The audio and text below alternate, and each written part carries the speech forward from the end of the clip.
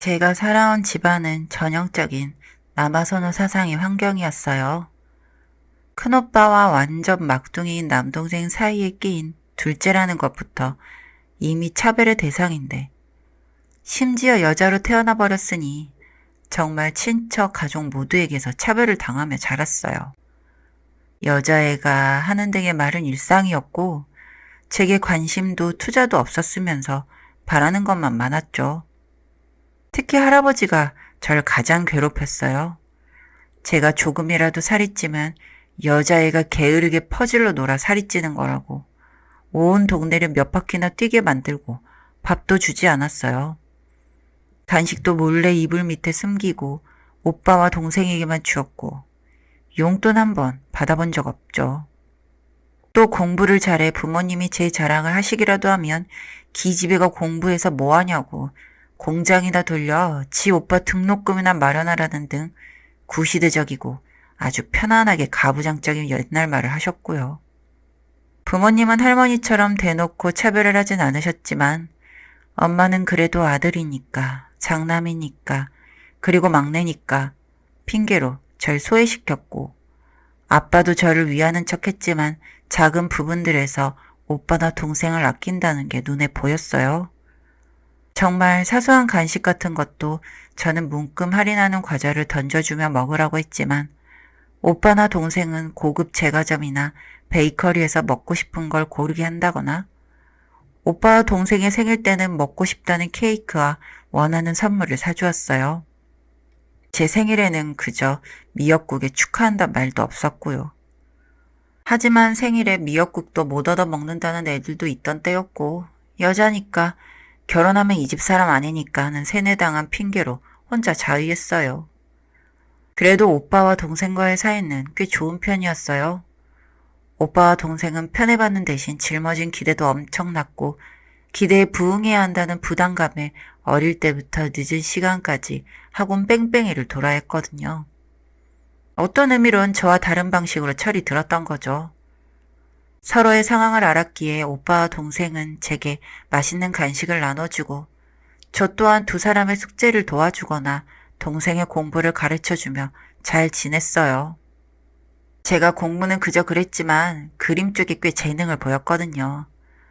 부모님은 제게 관심이 없었기에 학교 미술선생님, 담임선생님과 직접 상담해 학교 비품으로 미술 연습도 하고 그랬어요. 교내 동아리에 들어 입시미술을 하는 언니들에게 어깨 넘어 배우기도 하고 대회도 종종 나가 결국 대학도 디자인 쪽으로 합격했죠. 대회 상금은 대부분 부모님께 돌아갔지만 상품으로 주는 대회들은 그 상품권으로 미술 재료를 살 수 있었어요. 학원 한 번 안 가고 대회를 쓸었다는 명목으로 주변 몇몇 학원들은 무료 수강을 해주는 대신 자기들 대학 실적에 제 이름과 학교를 넣어달라는 요청도 덜어 있었어요. 오빠와 동생도 본인들 용돈을 조금씩 모아 제 생일날에는 미술용품도 사다 줬고요. 정말 너무 고마웠죠. 많은 사람들의 도움으로 합격한 대학이었기에 할아버지와 많은 친척들의 반대에도 직접 학자금 대출과 학원 알바를 뛰며 등록금을 마련해 대학을 다녔어요. 특히 무료 수강을 해준 학원에서 저를 고정적인 강사로 받아줘 금방 학자금 대출도 갚고 등록금 걱정도 없었어요. 생활비는 늘 쪼들렸지만 아마추어 일러스트레이터로 활동하며 돈도 벌 수 있었고 경험도 쌓았어요. 대학을 졸업한 후에는 디자인 회사에 다니며 프리랜서로 그림 강좌를 띄고 또 디자인 외주도 받으며 바쁘게 살고 있었어요. 가끔 학원에서 특강도 띄워주고요. 이렇게 쭉 늘어놓으니 마냥 순탄하게 살아온 것 같지만 그 과정은 절망과 고통의 연속이었어요. 지금은 총 월 700 정도의 급여 및 부수익을 받고 꽤 잘 살고 있는 듯 하지만 이렇게 되기까지 무수한 일들이 있었죠. 처음 그림을 시작하겠다고 집에 이야기했을 때 아빠는 제 뺨을 때리며 너 같은 게 그림 좀 그린다는 소리 듣는다고 뭐라도 될 것 같으냐고. 괜히 깝죽거리지 말고 전문대나 들어가라 소리쳤어요. 너 같은 건 전문대에서도 안 받아줄 거니 피나는 노력이라도 해서 물리치료과라도 들어가라고 하더군요. 아빠에게 개처럼 맞는 저를 감싸주던 엄마는 따로 저를 방으로 불러 너는 왜 그렇게 못 튀어서 안달이냐고. 좀 조용하고 조신하게. 네, 안 그럴게요. 이런 것 좀 못하냐며 다그치더군요. 넌 재능이 없으니 나대지 말고 돈이나 벌라는 이야기였겠죠. 아빠는 친척 집에 가서도 제가 그림을 그린다고 비꼬며 저런 것도 그림 그려서 대학 간다고 지랄이라고 우습지 않냐며 대놓고 비웃었어요. 할아버지는 어디서 여자가 대학 이야기를 하느냐고 또 역정을 내셨고 그날 전 모든 친척, 사촌 동생들, 사촌 언니 오빠들이 보는 앞에서 종아리를 맞으며 반성을 강요받았어요. 감히 저 같은 게 특별한 척한 벌이라며 거짓말치고 되도 않은 행동을 한 못된 년은 벌을 받아야 한다는 되도 않은 이유와 쌍욕을 늘어놓더군요. 이 정도면 저도 포기할 법도 한데 그 어린 나이에도 인지하고 있었어요. 그림이 제 유일한 살 길이란 걸요. 뭐 이 외로도 다양한 일들을 겪고 결국 좋은 대학 나와서 친척들 아무도 들어가지 못한 대기업에 강연까지 하며 살고 있죠. 친척 중 가장 좋은 대학 들어간 것도 저고요. 오빠에게 악감정은 없지만 그렇게 밀어주고 돈 대줬지만 인서울 끝자락 법학과에 겨우 들어갔었어요. 그것도 추가 합격으로. 로스쿨을 준비한다곤 했지만 실패했죠. 전 그런 대학은 이름도 처음 들어봤고요. 그리고 졸업 후엔 경기권에 있는 중견기업에 취업했고요. 동생도 공부 머리는 없고 저랑 비슷하게 그림에 조금 재능이 있는 듯 했는데 제가 당한 수모를 옆에서 지켜봤어서 그런지 그림 그리겠다는 말은 못하고 그저 학교만 다니더라고요. 사실 오빠도 지금 다니는 법학과가 아니라 글을 쓰고 싶어 했어요. 오빠는 소설을 썼는데 진짜 글을 잘 쓰던 사람이었거든요. 이렇게 보니 저희 남매는 전부 예체능에 재능이 있었네요. 아무튼 전 취업 후 집에는 거의 발걸음을 끊고 살았어요. 그곳에 가고 싶지도 친척도 부모님도 보고 싶지 않았어요. 제가 돈을 많이 번다 이야기하면 뜯어갈 생각만 할 거고 제 직업과 하는 일을 비난할 게 눈에 훤했어요. 오빠도 대학 졸업 후 따로 살며 집에는 걸음을 안 했죠. 부모님은 오빠가 변호사나 판사를 할 것이라며 친척집에 떵떵거리며 이야기를 했는데 결국 대기업도 아닌 회사에서 일을 하고 있으니 오빠에게 엄청난 면박을 줬죠. 그리고 이번에 부모님이 전화를 하셨어요. 서로 전화 없이 명절이나 특별한 날이면 제가 일방적으로 용돈을 입금하고 아무 말 없이 넘어갔는데 전화가 오더군요. 이번에 친척들이 저와 오빠가 너무 안 와 화가 많이 났다고. 이 집안에 태어나 이런 불효는 용납 못한다며 이번 주말에 할아버지 댁으로 오라 이야기를 하더군요.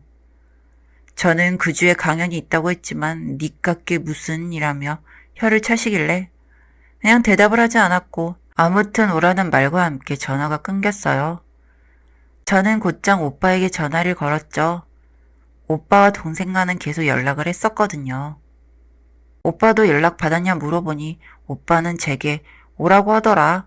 자기는 이번에도 본인과 제게 평소 같은 면박을 주면 아예 연을 끊어버릴 작정이라 이야기를 했어요. 오빠가 그런 생각을 하는 줄은 몰랐어요. 제가 완전히 발길을 끄는 이후에도 오빠는 종종 친척 모임에 끌려다녔는데 그때 주변에서 엄청나게 소리를 들었었나 봐요. 제가 없는 자리였으니 제 욕은 뭐 도 같았을 거라 예상은 했지만 아예 연을 끊을 작정을 할 만큼 심각했나 봐요. 전 오빠에게 오빠가 그런 생각이면 나도 좋다고. 하지만 그럴 거면 막내도 챙기자고. 오빠가 막내 데리고 살든 우리 셋이 합치든 그렇게 하자 이야기를 했어요.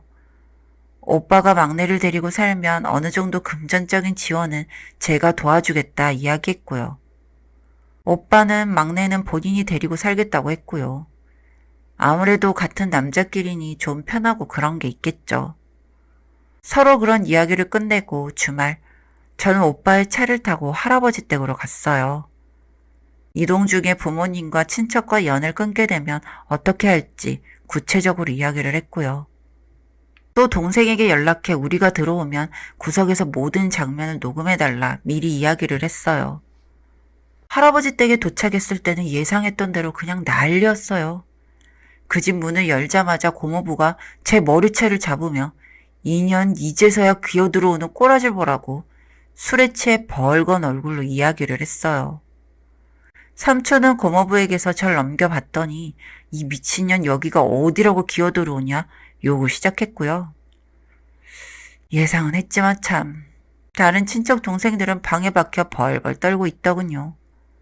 늘 제가 목소리가 컸고 당당하게 하고자 하는 걸 이야기했으니 화살은 제게만 날라왔는데 제가 없을 땐 다른 사촌들도 갈려 나갔겠구나 싶었어요. 어쩐지 제가 다시와 안심하는 듯하는 모습에 정이 털리더군요. 한숨을 쉬고 아빠를 쳐다보니 뭘 꼬라보냐며 제 뺨을 치시더군요. 고모들도 엄마도 숙모도 전부 부엌에서 자기들끼리 이야기만 하고 말리는 사람이 아무도 없었어요. 그때 오빠가 소주병으로 TV를 후려쳐 부수고 닥치라고 소리쳤어요. 그 후로 쌓인 말들을 쏟아부었죠. 당신들이 나한테 내 동생한테 해줄 게 뭐가 있다고 이 지랄 난리들이야. 용돈 한번 제대로 쥐어준 적도 고생한다고 한번 안아준 적도 없는 갓잔치도 하는 것들이 나이 처먹으면 어른이야? 그따위로 늙을 거면 그냥 얼른 뒤져. 지금이라도 안 나대고 뒤지면 장례는 치러줄 테니까. 근데 나도 내 동생들도 이제 더는 못하겠어. 나 이제 이 집안 사람 아니니까 호적에서 파건 말건 알아서 해. 이딴 쓰레기 같은 집안 필요 없고 제발 다 내 인생에서 꺼져줘요. 오빠의 호통 뒤 저는 저를 잡고 벙쪄있는 삼촌을 밀치고 이야기를 했어요. 당신네들이 오늘 나한테 욕하고 때리고 지랄한 거 전부 녹음했으니까 다음엔 경찰서에서 보자고요. 아, 그리고 고모부. 고모부는 저한테 그러시면 안 되지 않나요? 고모부 다니는 회사가 저희 하청인 걸로 아는데 하청회사 하나 날리는 거 일도 아닌 거 알잖아요. 공석에서 보자고요. 저는 떨리는 목소리를 애써 숨기고 아무렇지 않게 이야기했어요. 고모부가 유독 오늘따라 제게 막말을 하고 폭행을 한 것도 저희 회사 측에서 고모부 회사 쪽에 갑질 아닌 갑질을 한 것 때문인 걸 알고 있었어요. 그래서 아무렇지 않게 이야기할 수 있었나 봐요. 오빠와 제가 동생을 챙겨 집 밖으로 나갔고 아무도 저희를 잡지 않았어요. 여기서 저희를 잡아봤자 폭행죄만 추가되겠죠 뭐. 오빠 그리고 막내와 함께 제 집으로 들어가 막내에게 오빠와 제 계획을 이야기해 주었어요. 막내의 학교가 가장 큰 문제였는데 본인은 자퇴 후 그림을 배워보고 싶다고 하더군요. 막내의 그림에 관련한 건 제가 지원해 주기로 했고 막내는 저와 오빠의 집을 편하게 오가며 살라고 했어요.